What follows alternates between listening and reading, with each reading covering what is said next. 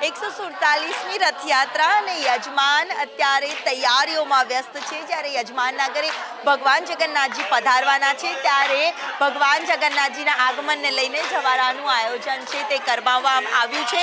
સાથે જ વાજતે ગાજતે ભગવાન જગન્નાથજીના મામા પણ બન્યા છે અને એ જ મોસાળવાસીઓની કેવી તૈયારી છે, મોસાળવાસીઓ અત્યારે શું કરી રહ્યા છે, જવારાનું આયોજન છે ત્યારે એમની સાથે જ જાણીએ બેન કેટલી તૈયારીઓ કરવામાં આવી રહી છે। ભગવાનના એક યજમાન બનવા માટે સૌ કોઈની આતુરતા હોય છે ત્યારે આપને આ લાહવો મળ્યો છે ત્યારે કેટલી ખુશી છે પરિવારમાં પણ?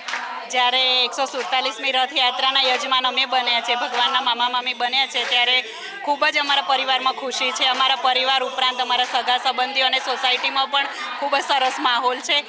જ્યારે ભગવાન અમારા ઘરે આવવાના ત્યારે સામૈયું કરવાનું છે, એના માટે અમે આજે જવારાનો પ્રોગ્રામ કર્યો છે અને આજે જવારામાં બધી જ લેડીઝ બાંધણી પહેરીને આવી છે કે જ્યારે શુભ મુહૂર્તમાં આપણે બાંધણી પહેરતા હોઈએ છીએ તો જ્યારે ભગવાન અમારા ઘરે આવવાના છે ત્યારે આજે અમે જવારાનો ખૂબ જ સરસ આયોજન કર્યું છે અને બધા બહુ જ ખુશ છે। ભગવાનના આગમનની ઘડીઓ હતી, સમયા માટે આજથી તૈયારીઓ કરવામાં આવી। જવારા કેટલી એક ભાવના અને એક ખુશી જોવા મળતી હોય છે? ખુશી તો બહુ જબરજસ્ત છે। હજુ એમ કહીએ કે હજુ તો એટલી બધી ખુશી પ્રગટ થવાની છે એવું લાગી રહ્યું છે કેમ કે સામૈયું કરવાનું છે। સામૈયા નિમિત્તે અમે જવારા વાવવાનો પ્રોગ્રામ કર્યો, બધી લેડીઝ બહુ જ ખુશ છે અને બહુ જ ઉત્સાહભેર બધા ભાગ લઈ રહ્યા છે। કેટલા વર્ષોથી યજમાન માટે આમ રાહ જોઈ રહ્યા હતા કે આ મોકો અમને મળે અને આજે મોકો મળ્યો છે ત્યારે કેટલા ભાવ વિભોર થયા છો? ટૂંકમાં 5 વર્ષથી રાહ જોઈ રહ્યા હતા મારા પપ્પા મારા ઘરવાળાને ક્યારે અમને મોકો મળે અને આ વખતે મોકો મળ્યો છે તો તૈયારી બહુ ધૂમધામથી ચાલી રહી છે।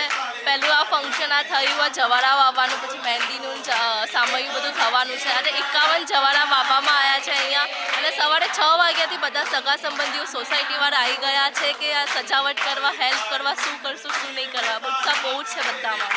એટલે કે યજમાન આમ તો ભગવાનના અનેક સ્વરૂપ હોય છે, આપ ભગવાનને કયા સ્વરૂપે ભજવું વધારે પસંદ કરો છો? કારણ કે રણછોડરાય હોય કે લલ્લુ ગોપાલ હોય કે પછી કાળિયા ઠાકર હોય કે રણછોડરાય હોય અને ભગવાન જગન્નાથજીની જે પ્રતિમા છે તે ખૂબ જ અલૌકિક છે ત્યારે કાનાજી એક એવા છે કે તેને કોઈ પણ સ્વરૂપમાં ભજો તો બસ એનાથી પ્રેમ જ થાય।